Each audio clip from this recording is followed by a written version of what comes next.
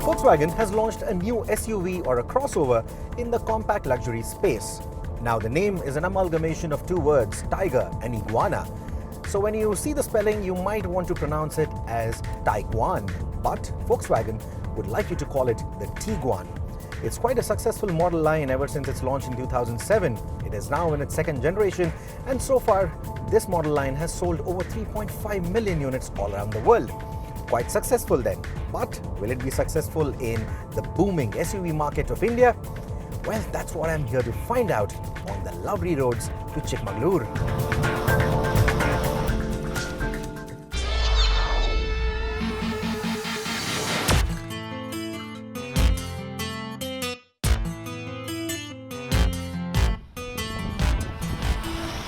The Tiguan is the first model from Volkswagen India to be based on the MQB architecture.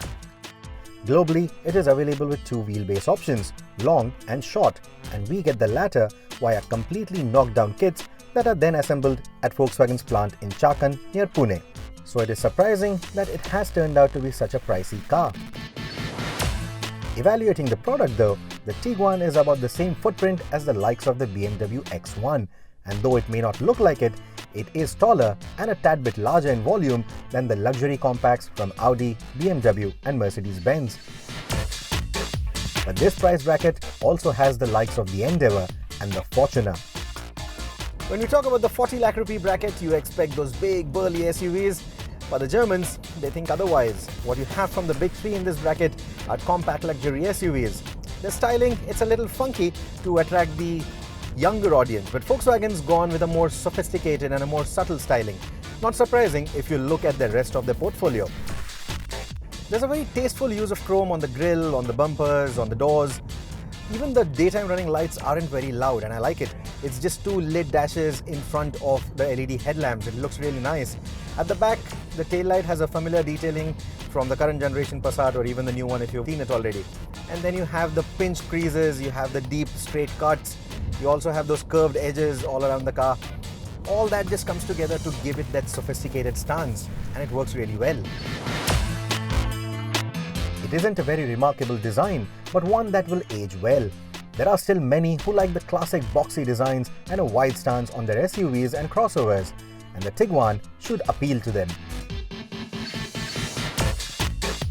The wide body of this car gives it a large glass house, so visibility all around is excellent. Getting a judgment of all the four corners of the car, it's quite easy. You also get a bit of a view of the bonnet, so like I said, getting a judgment is quite easy. The driver's seat, it's electrically adjustable. You have mechanical adjustments for the rake and the reach of the steering wheel, so finding a comfortable driving position is not difficult at all. You also get a memory function which will save the position of the seat and the outside rearview mirror for up to two people, which is again a good feature to have. Now, unlike most crossovers, and despite this car having a low height, you still get a nice commanding view of the road. It's not very car-like like most crossovers do, and that is another positive thing.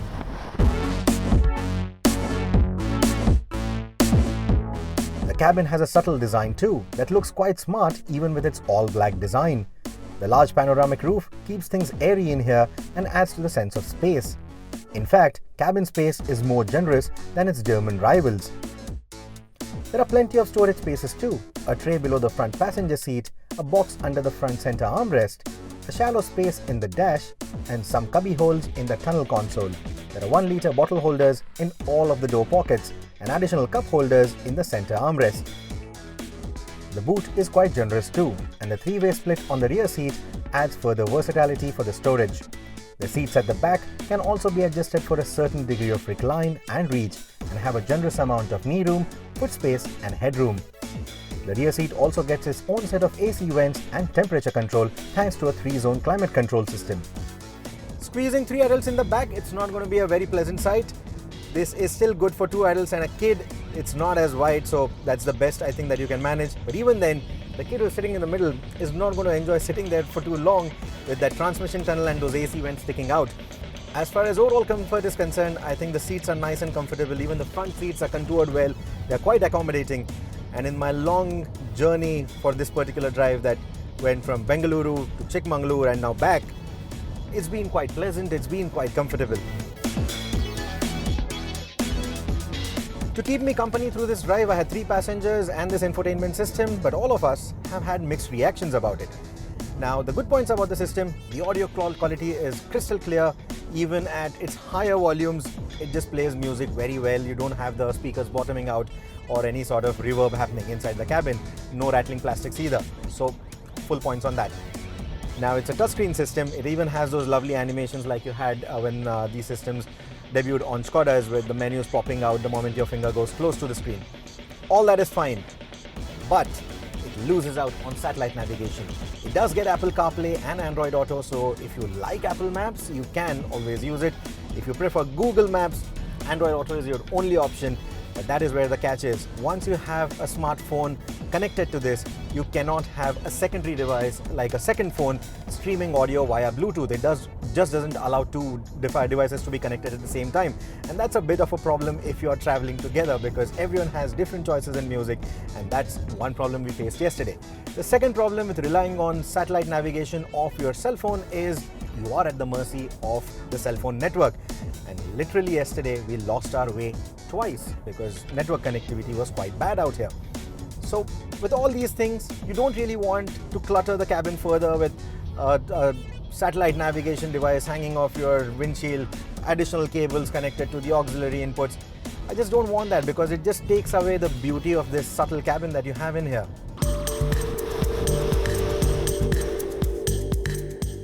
Moving on to the mechanicals, Volkswagen India has decided to bring only the 2-litre 4-cylinder diesel motor for the Tiguan. Internationally, a 1.4-litre and a 2-litre petrol is also on offer. The diesel is the ideal choice for the Tiguan's touring intentions though, as we found out on this drive. Volkswagen is known to pack in a healthy amount of torque in its SUVs and crossovers, and the Tiguan is no different. The engine churns out about 340 Newton meters of torque. The power, however, is a measly 143 PS. So while there is no sense of urgency to this engine, the healthy torque spread makes sure that the engine doesn't feel underpowered or inadequate for this kind of car. That said, there is a bit of lag under 2000 RPM, and though the specs promise all the torque from as low as 1750 RPM, the meat is only felt between the 2200 to the 3000 RPM mark. While the cabin is quite silent, the gruff note of the diesel engine is audible under 2000 RPM, and it smoothens out only as the revs climb up. The Tiguan cruises at 100 km an hour at 2000 revs, and the gearbox quickly settles into higher gears for an efficient drive. Speaking of the gearbox, the Tiguan employs a 7-speed DSG, and as with most DSG gearboxes, the shift quality is quite smooth. It's quick to upshift, but a little slow to downshift, and that also affects the engine braking.